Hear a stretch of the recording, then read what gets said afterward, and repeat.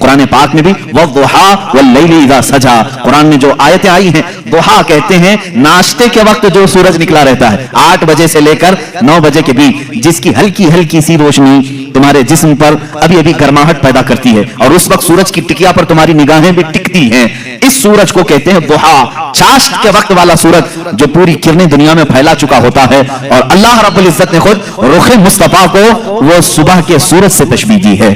اللہ رب العزت کے کارخانے قدرت میں اس رسول کا مثل پیدا ہی نہیں ہوا، اور آخر مثال کیسے دیں کہ اللہ کے حبیب صلی اللہ تعالی علیہ وسلم کیسے تھے، کس چیز سے انہیں تشبیہ دیں؟ تشبیہ اس سے دی جاتی ہے جو برابر ہو۔ آپ فلاں کی طرح لگتے ہیں، آپ ان کی طرح لگتے ہیں، تھوڑی بہت شباہت ہو، مثل ہو، لیکن جب کائنات میں دوسرا ویسا حسین آیا ہی نہیں تو مثل کس کے کہیں ہیں؟ اور یہ ہم نہیں، اگر لوگ یہ سمجھیں کہ بریلوی نعت گو شعراء نے حضور پاک صلی اللہ تعالی علیہ وسلم کی شان میں ایسے قصیدے پڑھے ہیں تو آؤ میں تمہیں بارگاہ صحابہ میں لے چلوں۔ اللہ کے حبیب صلی اللہ تعالی علیہ وسلم کو ان سے زیادہ کس نے دیکھا؟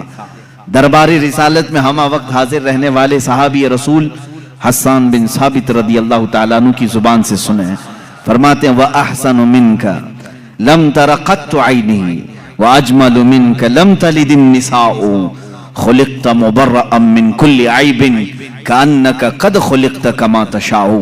کیا کہا حسان بن ثابت نے؟ کہتے ہیں یا رسول اللہ آپ سے زیادہ حسین میری آنکھوں نے دیکھا ہی نہیں، آپ سے زیادہ حسین میری آنکھوں نے دیکھا ہی نہیں، اور آپ سے زیادہ خوبصورت کسی ماں نے جنا ہی نہیں۔ فرماتے ہیں آپ تو ہر عیب سے پاک پیدا کیے گئے یا رسول اللہ، اللہ نے آپ کو ویسے ہی بنایا جیسے کہ آپ کی مرضی و منشا رہی ہو۔ عزیزان گرامی، اگر حسان بن ثابت کی بات کریں، کوئی یہ کہے کہ انہوں نے کہاں دنیا دیکھی ہوگی، حضور کو صرف دیکھا اور تعریف کر لی، تو ہم سدرہ کے مکین کی بارگاہ میں چلتے ہیں۔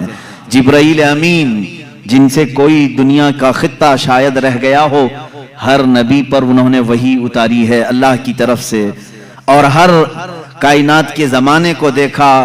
جبرائیل امین کی زبان کی ترجمانی کرتے ہوئے شاعر نے کہا، بارگاہ مصطفیٰ صلی اللہ تعالی علیہ وسلم میں ایک دن وہ حاضر ہوئے اور کہنے لگے آفاق ہا گردیدہ ام بسیار خوباں دیدہ ام۔ کہتے ہیں میں نے کائنات کے بہت سارے مملکتوں کو چھان لیا ہے، بسیار خوباں دیدہ ام، بہت سے اچھے اچھوں کو دیکھا ہے، لیکن یا رسول اللہ تو چیزیں دیگری، اے اللہ کے رسول آپ ایک الگ ہی چیز ہو، آپ کے مثل نہ میں نے پہلوں میں دیکھا نہ کبھی اس زمانے میں دیکھا۔ یہ کون کہتا ہے؟ جبرائیل امین سدرہ کے مکین سید الملائکہ کہہ رہے ہیں۔ عزیزان گرامی وقار، مصطفیٰ کریم صلی اللہ تعالی علیہ وسلم کے حسن اور آپ کے جمال کو ہر سنی مسلمان کو پڑھنا بھی چاہیے، سمجھنا بھی چاہیے۔ کیوں؟ اس لیے کہ محبوب کا حلیہ جب نگاہوں میں آتا ہے تو ہمیشہ آنکھوں میں بس جاتا ہے، اور پھر اس حسین چہرے کو تصور میں لے آؤ تو دنیا کا حسن تمہیں دھوکہ بھی نہیں دے گا، دنیا کا جمال تمہیں پھر اپنی طرف فریفتہ نہیں کرے گا۔ جس کی نگاہوں میں جمال مصطفیٰ آئے، دنیا کا حسن اسے ورغلا نہیں سکتا۔ یہ تو ہماری کمزرفی ہے، یہ ہماری طرف سے کوتاہی و سستی ہے کہ ہم نے رخ مصطفیٰ کو پڑھا نہیں۔ صحابہ نے من وعن تصویر مصطفیٰ کتابوں میں لکھ دیا ہے۔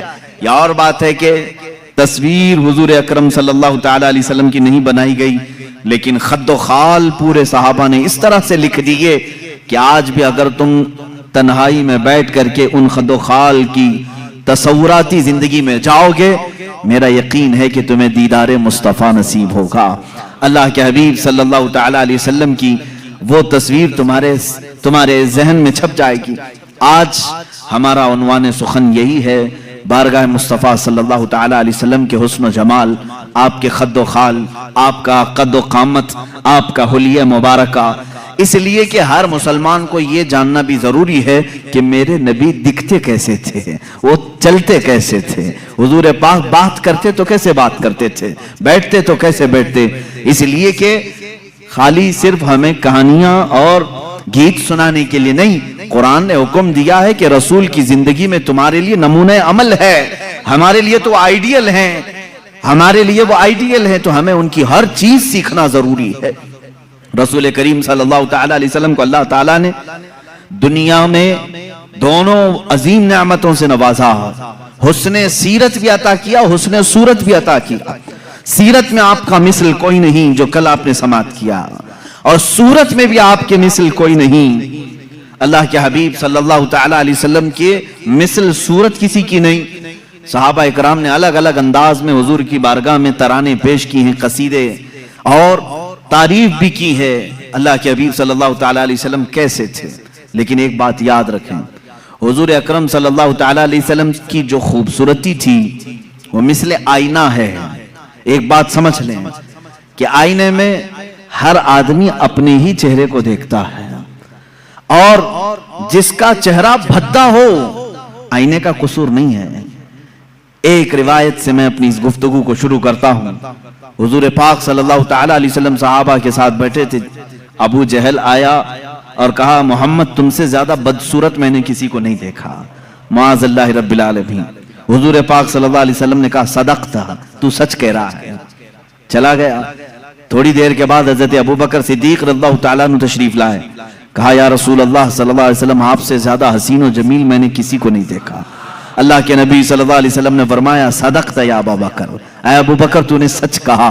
صحابہ جو موجود تھے انہوں نے پوچھا ابو جہل سے بھی آپ نے کہا سچ کہا، صدیق اکبر سے بھی کہا تو سچ کہہ رہا ہے، دونوں سچے کیسے ہو سکتے ہیں؟ ایک نے آپ کی برائی کی، دوسرے نے آپ کی تعریف کی۔ اللہ کے حبیب صلی اللہ علیہ وسلم نے فرمایا اے میرے صحابہ، در حقیقت میرا رخ انور آئینے کی مثل ہے، جو مجھے دیکھتا ہے وہ اپنی سیرت کو دیکھتا ہے۔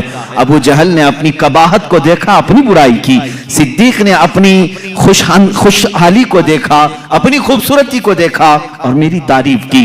رخ مصطفیٰ ہے وہ آئینہ، حضور پاک صلی اللہ تعالی علیہ وسلم کے جمال جہاں آرا، اس کو اگر میں تصور میں لاؤں تو آج بڑے ادب و احترام کے ساتھ میں آپ سے گزارش کروں گا کہ اے نوجوانوں، دل سنبھال کر، ہوش و حواس کو سنبھال کر میرے مصطفیٰ صلی اللہ تعالی علیہ وسلم کے قد و قامت حلیہ اور حسن و جمال کو مکمل اپنے دل میں نقش کرنے کے عزم کے ساتھ بیٹھو، اس امید کے ساتھ بار الہا آج کی محفل ختم ہو، میں تصور میں آنکھیں بند کروں اور تیرے حبیب کا مجھے دیدار ہو جائے، اور انشاءاللہ جس کی تڑپ جتنی ہوتی ہے اتنی ہی جلدی اس سے زیارت بھی ہوتی ہے، کیونکہ میرے آقا صلی اللہ علیہ وسلم نے فرمایا ابغونی فی ضعفائکم، مجھے تم اپنے کمزور لوگوں میں، ٹوٹے ہوئے دلوں میں ڈھونڈا کرو، اس لیے کہ وہاں محمد صلی اللہ علیہ وسلم تشریف لاتے ہیں۔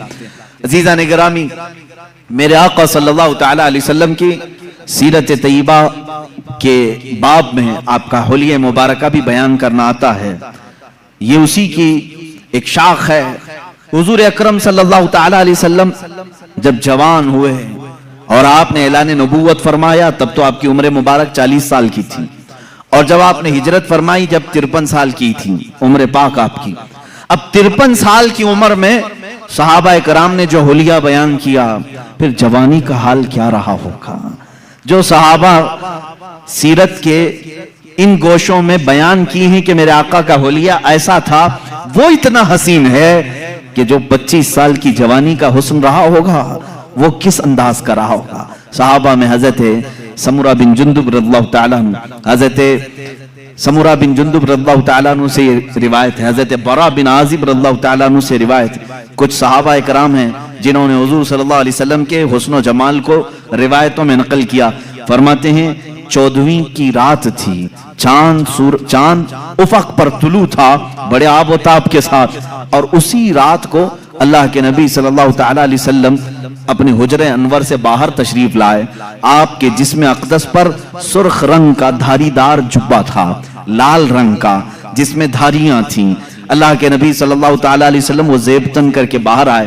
صحابہ میں سے کہتے ہیں ہم ایک بار چاند کو دیکھتے، پھر ایک بار رسول پاک کو دیکھتے، ایک بار چاند کو دیکھتے پھر حضور کو دیکھتے، اخیر میں ہمارے دل و دماغ نے کہا چاند تو پھیکا پڑ گیا میرے روح محمدی صلی اللہ علیہ وسلم پر۔ میرے آقا صلی اللہ تعالی علیہ وسلم کے جسم اقدس کے سامنے چاند پھیکا لگتا تھا، اور حضور کا حسن وہ بھی سرخ دھاری دار جبے کے اندر۔ وہ کہتے ہیں ایسا لگتا تھا کہ پورے گلشن میں ایک گلاب کھلا ہوا ہے. اور اعلیٰ حضرت رضی اللہ تعالیٰ عنہ نے تو یوں فرمایا ہے کہ گلاب گلشن میں دیکھے ہیں لوگ، گلاب گلشن میں، لیکن مصطفیٰ کریم صلی اللہ تعالیٰ علیہ وسلم کا حسن تو ایسا تھا کہ ایک گلاب میں سارا گلشن کھلا ہوا تھا، سارا گلشن کھلا ہوا تھا. صحابہ کرام رضوان اللہ تعالیٰ علیہ مجمعین نے، کئی صحابہ نے سورج سے تشبیہ دی، کہا میرے آقا صلی اللہ تعالیٰ علیہ وسلم سورج سے زیادہ خوبصورت دکھتے تھے. صحابہ سے کسی نے پوچھا، آپ نے کہا سورج سے زیادہ خوبصورت؟ سورج کو تو کوئی دیکھ ہی نہیں سکتا. حضور پاک صلی اللہ تعالیٰ علیہ وسلم کے حسن و جمال کو لوگ دیکھنے کے لیے وارفتہ ہوتے. اس صحابی نے کہا میں نے وہ دوپہر والا سورج نہیں کہا، وہ چاشت والا سورج کہا ہے، جس کو دیکھنے سے ہڈیوں میں بھی طاقت آتی ہے، جس کی روشنی سے بدن میں بھی قوت آتی ہے، اس کو ضحیٰ کہتے ہیں. قرآن پاک میں بھی وَالضُّحَىٰ وَاللَّيْلِ اِذَا سَجَىٰ، قرآن میں جو آیتیں آئی ہیں، ضحیٰ کہتے ہیں ناشتے کے وقت جو سورج نکلا رہتا ہے 8 بجے سے لے کر 9 بجے کے بیچ، جس کی ہلکی ہلکی سی روشنی تمہارے جسم پر ابھی ابھی گرماہٹ پیدا کرتی ہے، اور اس وقت سورج کی ٹکیا پر تمہاری نگاہیں بھی ٹکتی ہیں. اس سورج کو کہتے ہیں ضحیٰ، چاشت کے وقت والا سورج جو پوری کرنیں دنیا میں پھیلا چکا ہوتا ہے. اور اللہ رب العزت نے خود رخ مصطفیٰ کو وہ صبح کے سورج سے تشبیہ دی ہے.